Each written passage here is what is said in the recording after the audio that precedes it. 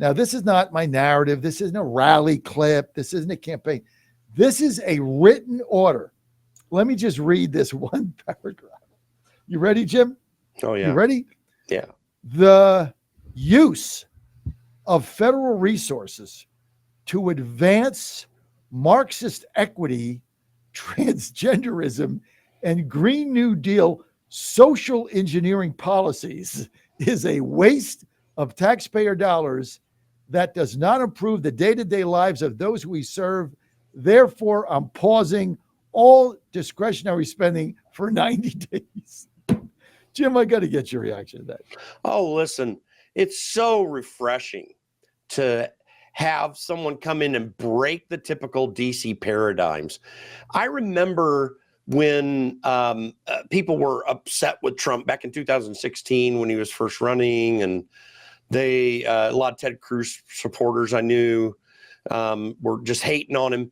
And I was telling him, I said, listen, I get how you maybe don't like some of his approach to things, but I said, I got to tell you, having spent so much time in DC, even by that time, he's going to kick over, if he becomes president, he's going to kick over the trash cans and show how really corrupt and dirty Washington is. Dirty. And yes, and this is one of those things that so effectively shows how these people get their panties in a bunch over just doing things responsibly.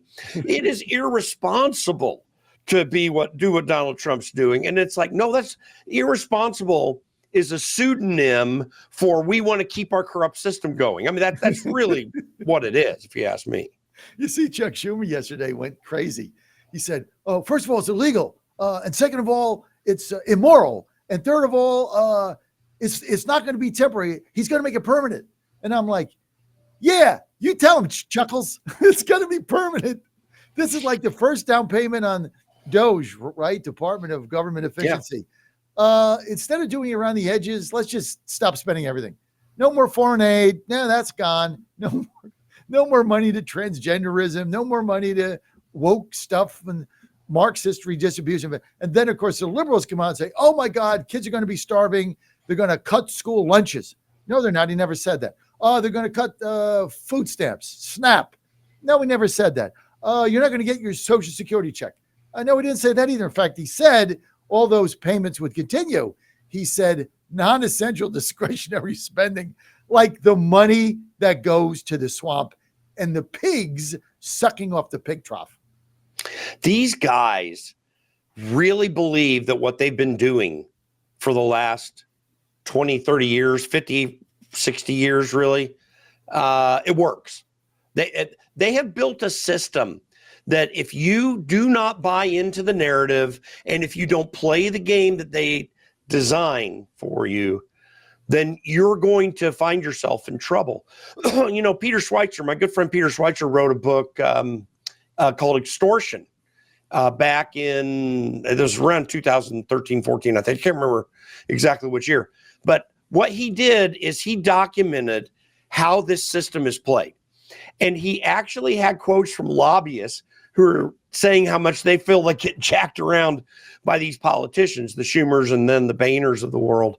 And that really is what does happen. These people twist things for political power. They have taken us into $30 trillion of debt.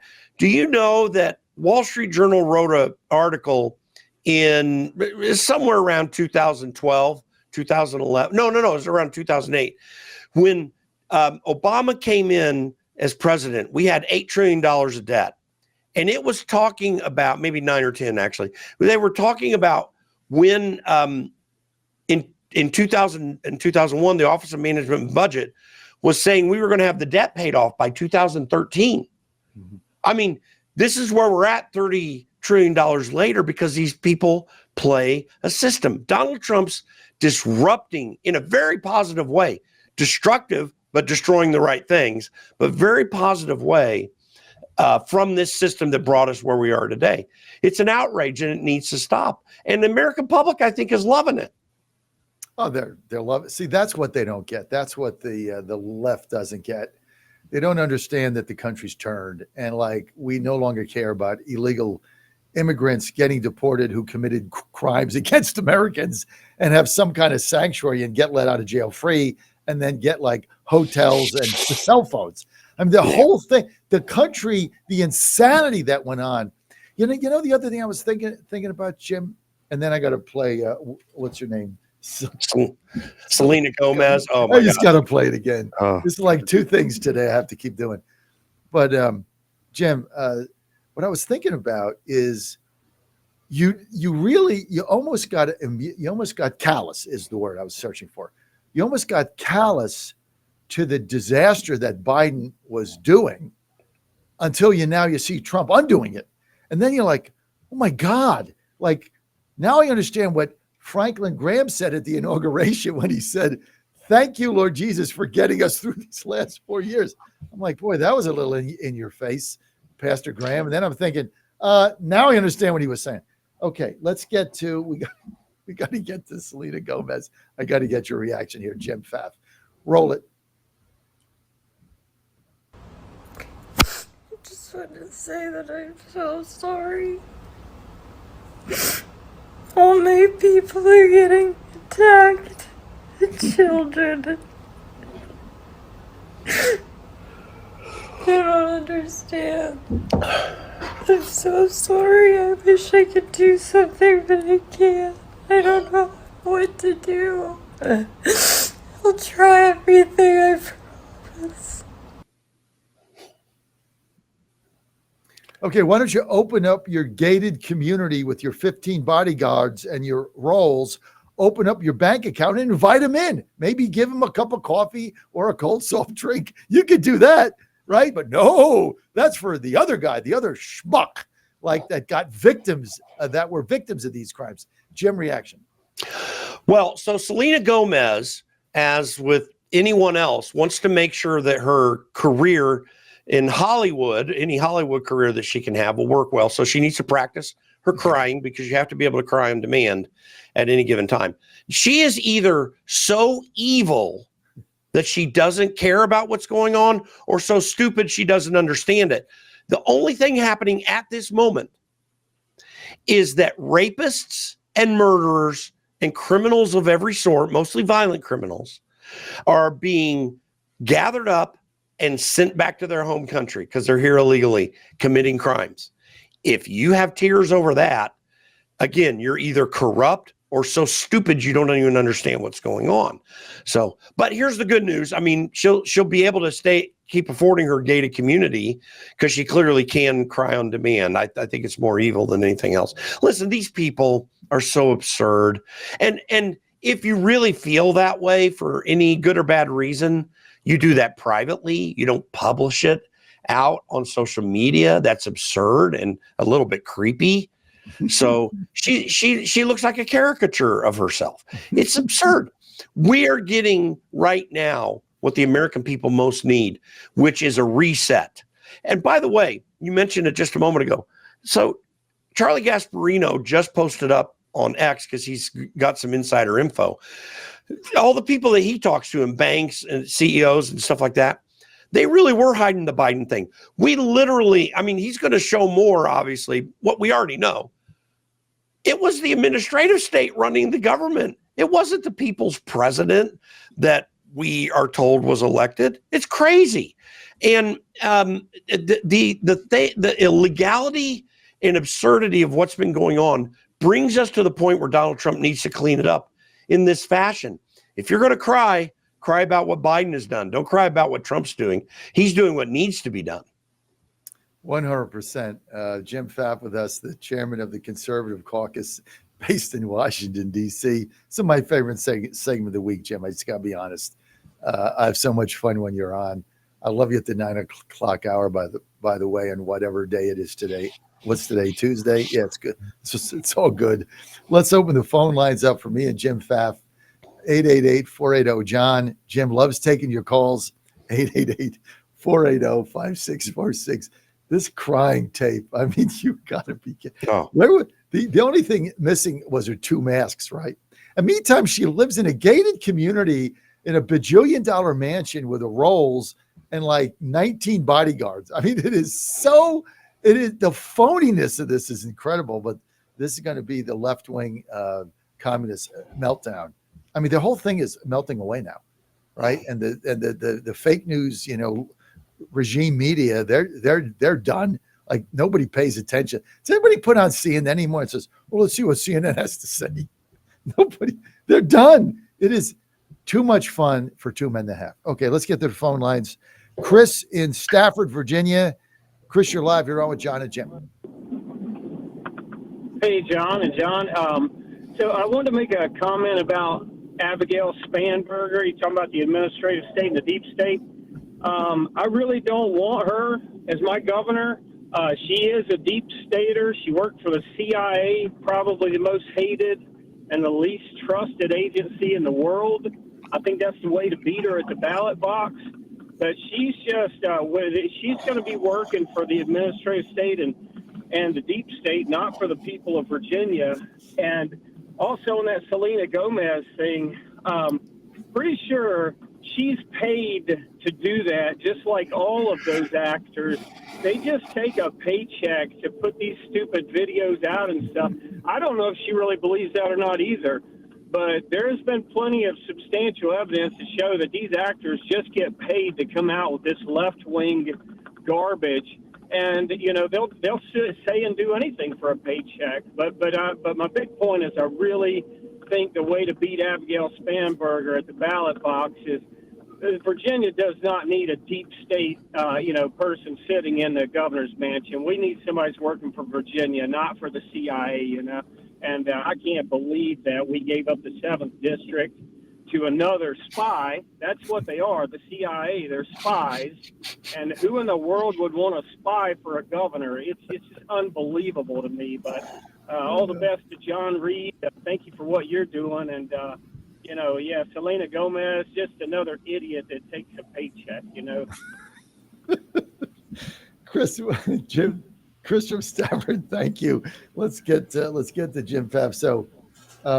So the CIA, we knew in like 2 weeks that this was a lab leak, that COVID-19, that the COVID virus was a lab leak from the Wuhan lab. We knew in 2 weeks. It took the CIA 4 years to say, well, it could be. Jim, are you kidding me? Does anybody trust anything they say? Remember the 51 intel agents that signed this Russian disinformation on the Hunter laptop?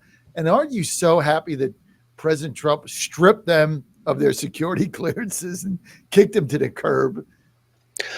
Jim, I'm convinced that these people, like the 51 people who signed that letter and others, they really have no idea how absurd that they look. Listen, the reason the CIA admitted it proves something very simple. John Radcliffe gets confirmed, walks over to Langley, says, pull up the file for me. He reads the file, which says exactly what he had put out there, which is that the CIA had already put the conclusion together. Like, this happened the day after he walked over to Langley. So all he had to do was walk in and say, okay, go ahead and put out the press release. Like, they knew the whole time. The lying and deceitfulness that is in Washington, D.C. is absurd and crazy.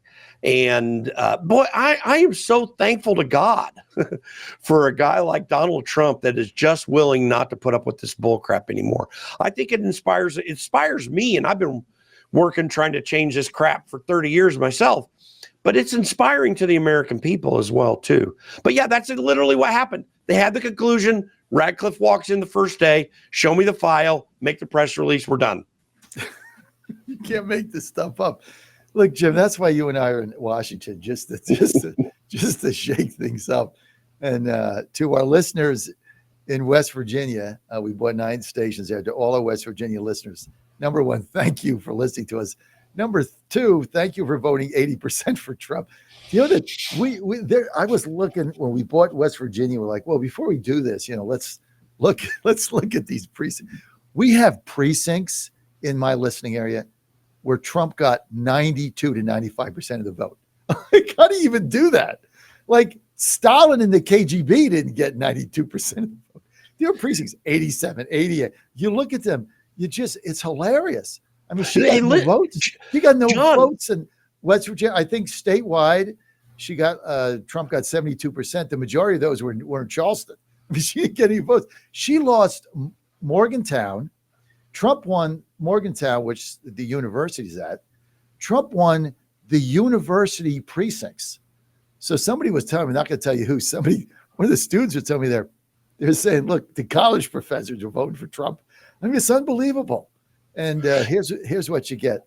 Jim, go ahead. Yeah, I was just going to say, you know who deserves a lot of credit for this? Who?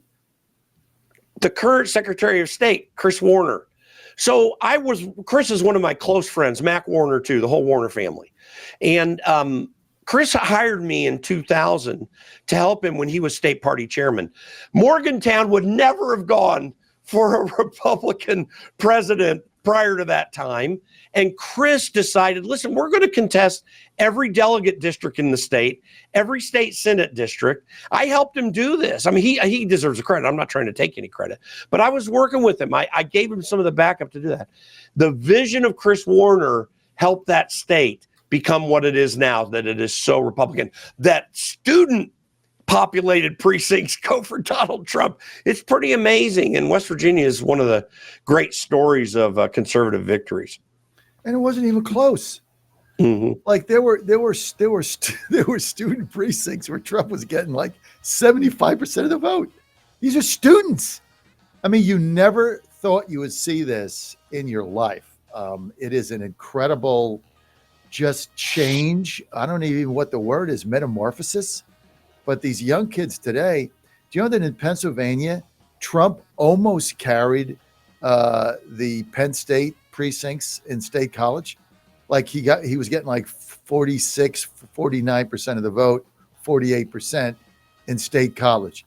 I mean, you carry Penn State, you've got something going on with young people that is mind-blowing. And absolutely, it's only going to get bigger. Jim Pfaff, it's always good to have you on, sir. Too bad the two of us have to be in Washington all week. What's people want to get in touch with you, Jim Pfaff? Where do they go? They go to theconservativecaucus.org. That's THE conservativecaucus.org. They can find out everything we're doing, and we're glad to connect with anyone that wants to. All right, theconservativecaucus.org. Jim, thanks for being with us, as always, us Washingtonians. I'm looking forward to the day where RFK Stadium houses the Redskins once again. Not that I'm a Redskins fan. I just want to revitalize RFK. It's such an iconic stadium. So Anthony's on hold. He's a caller from Florida. Anthony, hang in there. After the break, John Eastman coming up, plus your calls 888-480-JOHN, 888-480-5646. Morgantown votes Trump. Big.